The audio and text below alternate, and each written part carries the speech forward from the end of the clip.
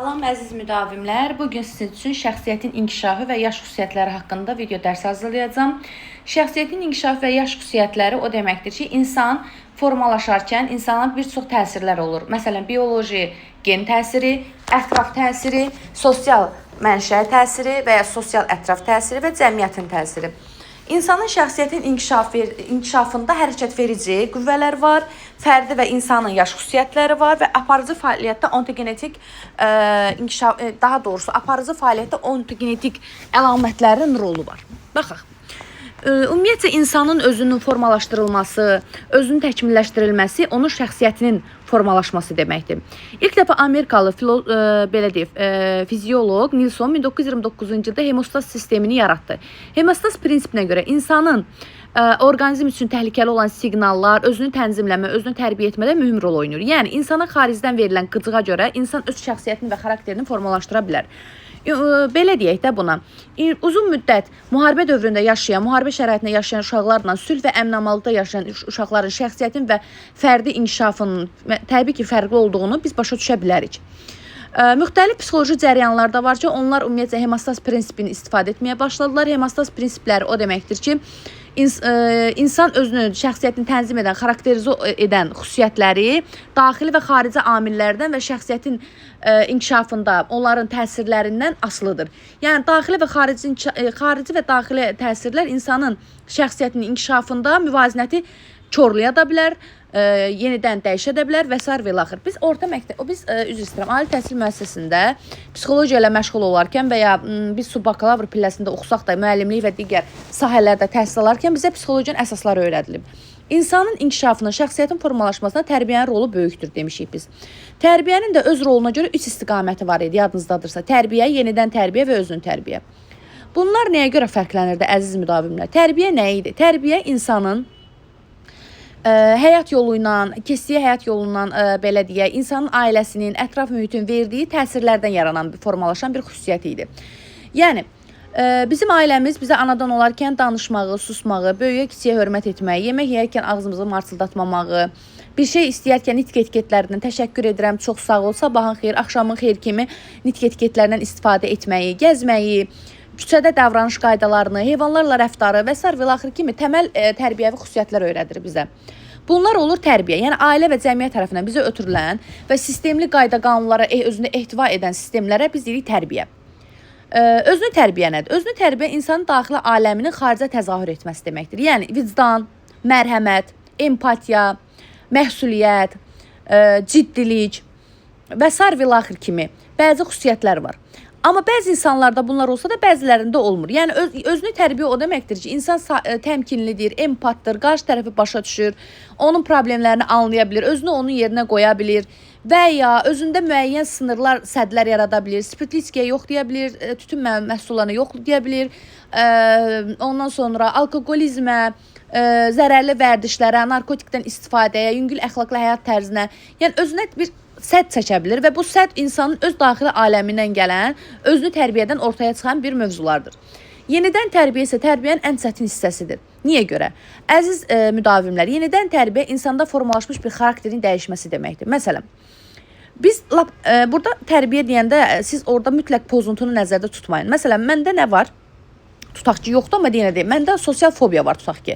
Mən insanlarla əlaqə saxlayarkən çətinlik çəkirəm və bunun üçün psixoloqa müraciət edib dəfələrlə seans alıram. Mən evdə tək qalmaqdan qorxuram, qulağıma qəribə səslər gəlir, gedirəm psixoterapevtdə müalicə alıram və gedirəm psixoloqa yenidən özümü izah etməyə çalışıram, ortadan problemləri qaldırmağa çalışıram və ya kiçik yaşlı uşaqlarda, küçədəki uşaqlardan vulqar sözlər, söyüşlər öyrənir, valideynlər onların korreksiyasına çox əziyyət çəkirlər. Yəni, tərbiyə yenidən tərbiyədən qat-baqat asandır və yüngüldür. Tərbiyə vermək yenidən tərbiyəni aparmaqdan çox önəmlidir və daha asandır. Ona görə də yenidən tərbiyə tərbiyənin ən çətin rollarından biridir. Bir də ki, bizim tərbiyəmizdə, inkişafımızda genetik faktoru çox önəmlidir. Yəni bizim anadan olduğumuz genofon, bizim anadan olduğumuz gen hovuzun içərisində olan elementlər bizim şəxsiyyətimizə %50 əks etdirir. Əgər biz təmkinli və səbirli bir ana atadan dünyaya gəlmişsə, bizim xarakterimizdə səbirli və təmkinli olması %50 ehtimaldır. Əgər biz davakar, hər şeyi problem yaradan, qısqanc, evdə fitfalı bir ailədə doğulmuşuqsa, bizim xarakterimizdə onun əks olması %50'dir. İndi bəzən müdavimlər rəy də verə bilərlər bunun haqqında, öz fikirlərinizi də bildirə bilərsiniz ki, yox, müəllimə belə deyil. Amma biz bunu həyat və təcrübə ilə sabitləyirik, görürük ki, həqiqətən də insan böyüdüyü ailə və mühitin güzgüsüdür, əksidir. Amma bəzi istisna hallar da var ki, elə problemli ailələrdən o qədər gözəl övladlar olur və elə gözəl ailələrdən o qədər problemli övladlar dünyaya gəlir ki, bu xarakterdən gedir. Şəxsiyyət ümumiyyətcə necə inkişaf edir? Şəxsiyyət idraki, emosional və psixomotor fəaliyyətlərlə inkişaf edir. Şəxsiyyətin inkişafında idraç nədir? Oxumaq, düşünmək, problem həll etmək, anlamaq. Yəni, necə deyərlər? Bir insanın oxuyaraq təfəkkürünü inkişaf etdirməsi, düşünərək problemlər həll edib təfəkkürünü inkişaf etdirməsi təbii ki, cahil qalan bir insandan daha üstün olacaq. Yəni, burada şəxsiyyətin elementlərindən gedir. Amma o demək deyil ki, hər oxuyan insan mütləq şəxsiyyətli olacaq. Hər oxumayan insan, cahil insan, yəni təhsil olmayan insan mütləq pis insan olacaq. Xeyr, bu belə sabitlənmir. Şəxsiyyətin inkişafında, gen hovuzun dəyişdirilməsində, genin dəyişdirilməsində belə, yəni sən əgər səndən öncəki nəsillər oxumayıbsa, sən onların əksinə oxuyub təhsil almısansa, səndən sonraki nəslin sənin genini daşımaq və sənin geninlə təhdirsə və təhsilə daha meyilli olmasını sən, necə deyərlər, əldə eləyə bilirsən. Emosional nədir? İradi emosional insanın davranışı, sosiallaşmağı, yoldaşlığı, əməkdaşlığı, gərgin mühitdə çalışması, sirlərini bölüşməsi, insanlara hörmətlə, əqidə ilə yanaşması, onların fikirlərinə hörmətlə yanaşması bu emosionaldır. Və psixomotor nədir? Psixomotor qabiliyyətlər isə insanın əl qabiliyyətlərinin, fiziki fəaliyyətlərinin və s. və axırın olması deməkdir. Ümumiyyətcə, psixologiyada şəxsiyyətin inkişaf etməsində dönməzlik deyilən bir prinsip var. Əslində, tərbiyədə də dönməzlik prinsipi var. Tərbiyə və ya şəxsiyyət irəli doğru inkişaf edir, yəni geriyə doğru qayıtmır. Əgər səndə müəyyən xarakterlə formalaşıbsa, onu dəyişdirmək bəzən çox çətin, bəzən isə qeyri-mümkündür. Bu mənada deyilir. Buranı isə özünüz daha oxuyub, PDF-i saxlayaraq oxuya bilərsiniz, yadınızda saxlaya bilərsiniz. Daha sonra şəxsiyyətin inkişafında insanın yaş dövrlərinin əhəmiyyəti var. İnsanın yaş dövrlərini 8 və ya 9 yerə bölünür. Birinci başda yeni doğulmuş uşaq, buna körpəlik sağalıq dövrü də deyilir. 1-2 ay yeni doğulmuş uşaq, 1 yaşa qədər olan dövrü isə körpəlik sağalıq dövrü deyilir. Körpəlik sağalıq dövründə insanlarda, yəni şəxsiyyətdə hansı formalaşır, nə formalaşır? Ancaq emosional ünsiyyət. Bu emosional ünsiyyət də yalnız ana ilə, ana valideyni ilə yaranır bu ünsiyyət. Ananın qucağında olarkən daha özünü rahat hiss etmə, anadan bir müddət uzaq qaldıqda onun sağlamlığında yaranan problemlər, xəstələndikdə ana qucağında, ana qayğısında olan uşaq digər uşaqlardan daha tez sağalır. Sağalıq dövründə uşaqlar ana xiffəti çəkir, anasının qucağında olanda məst olur, sevinir, gülür, amma eyni xüsusiyyətləri görsəniz atada çox da siz müşahidə eləyə bilməzsiniz. Yəni uşaqlar körpəlik sağalıq dövründə insanla ananın arasında belə deyim də xüsusi əlaqə var ki, biz enerjilərdən ibarət olduğumuz üçün və insanlarla analarının xüsusi bir bağı olduğu üçün, onun bətnindən gəldiyimiz üçün o bağ ömür boyu özünü davam etdirir və biz analarımızı gördükdə, hətta ağrıyan yerimizin ağrısı da yüngülləşir. Bu elmlə də sabitlənib ki, bu doğrudur, həqiqətdir. İnsan istənilən affekt halında anasını gördükdə sakitləşir, ən çətin vəziyyətdə anasını gördükdə, ən pis halda olsa belə, ölümlə üzdə olsa belə onu daha asan qəbul edir, nəinki anasızlıq. Yəni, ananın rolu körpəlik sağlıq dövründə bizim həyatımızda mühüm rol daşıyır. Sonra gəlir körpəlik dövrü, 1-3 yaşa qədər olan dövr. Burada əsas aparıcı fəaliyyət əşyavi manipulyatивdir. Yəni, əşyavi manipulyatивlik nədir? Əşyanı manipulyasiya etmək nədir?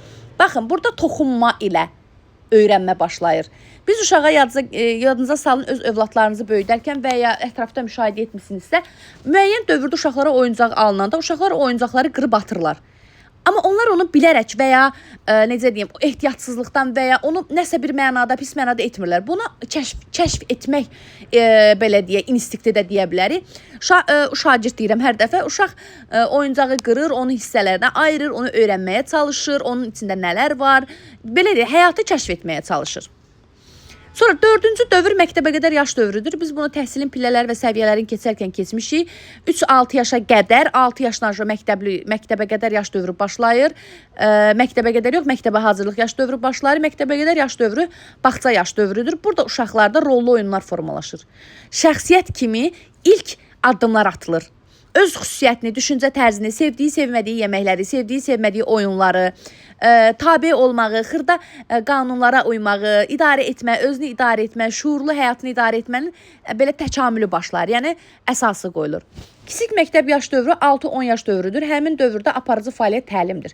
Yəni, biz məktəbə başlayırıq, bizdə elmi xüsusiyyətləri atılır, minimum bilik, bacarıq və vərdişlərə yiyələnirik.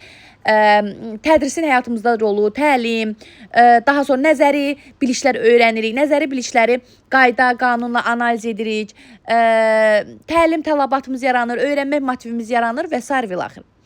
Yeniyetməlik dövrü. Müasir dövrdə yeniyetməlik dövrü 18 göstərilsə də, bəzi elmi araşdırmalarda insanların artıq yeniyetməlikdən 24 yaşa qədər uzandığını, yəni bəzi insanların yeniyetməkdən 24 yaşa qədər gec çıxdığını görə bilirik. Bəzən biz özümüzü bəzi hərəkətlərimizə günahlandırırıq ki, biz uşaqlıq etdik. Bu bizdən aslı bir şey deyil. Hormonal prosesdir, beynimizdə gedən hormonal proseslər. Bəzi insanlar tez inkişaf etsə də bu da genetik faktordur, ailə faktordur. Bəzi insanlar beyninin həyatı qavraması tez olsa da, bəzi insanlarda bu gecikə bilir.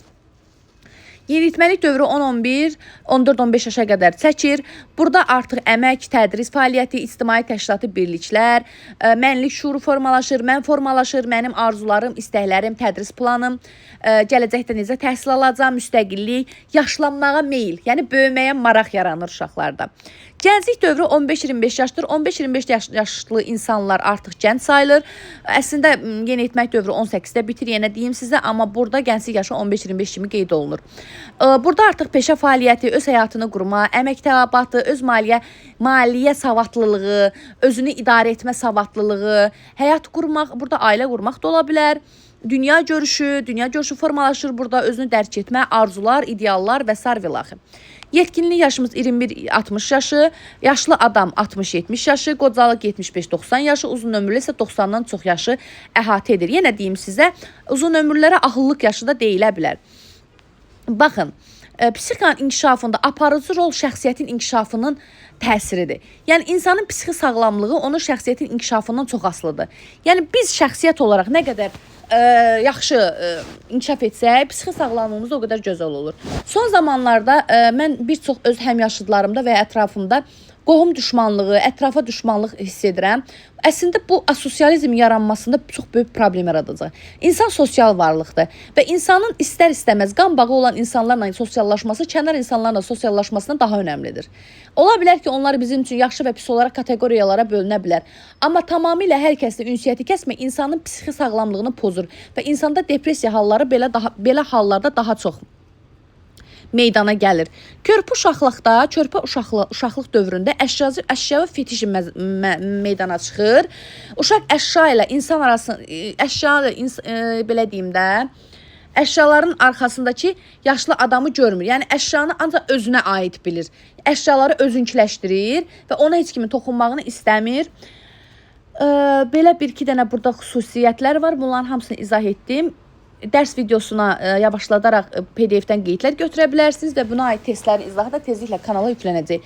Bu mövzu həm UBR-lərə və əsasən UBR-lərə, müavinlərin işə qəbuluna və həmçinin laboratların da işə qəbul və müsahibə mərhələsinin suallarına cavablardır. Oxuyaraq, öyrənərək, dərsi dinləyərək özünüzə bir müsbət də artıra bilərsiniz. Təhsilinizdə uğurlar arzu edirəm. Əlaqə və hazırlıq üçün rəylərdə nömrəni istəyə bilərsiniz.